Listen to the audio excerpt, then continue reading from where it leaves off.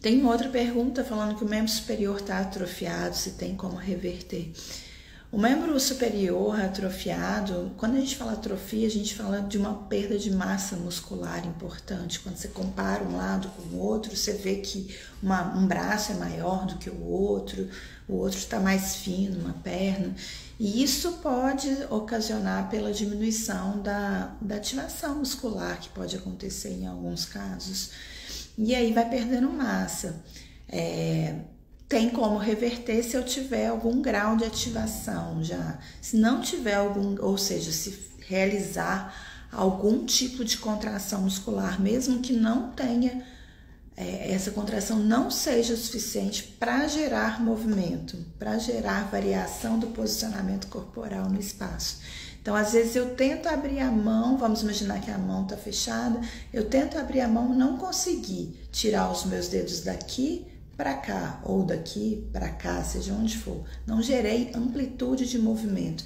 Mas na hora que a gente faz uma eletromiografia, por exemplo, na musculatura extensora de dedos, a gente vê que tem uma atividade elétrica nesses músculos. Ou seja, ele tem ativação, essa ativação é pequena, não foi capaz de gerar movimento, mas tem uma ativação. A partir do momento que tem uma ativação, a gente precisa trabalhar no intuito de cada vez gerar mais movimento voluntário de forma coordenada.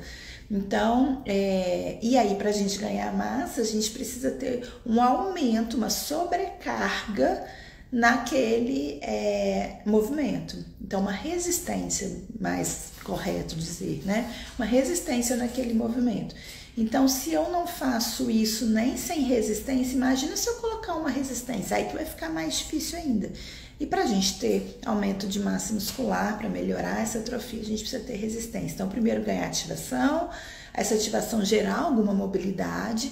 Essa mobilidade, dependendo do grau de mobilidade que tiver, a gente já consegue gerar uma resistência. Primeiro, uma resistência da gravidade puramente, que já é uma resistência, mas que ainda não gera um aumento do estrofismo muscular, de massa muscular.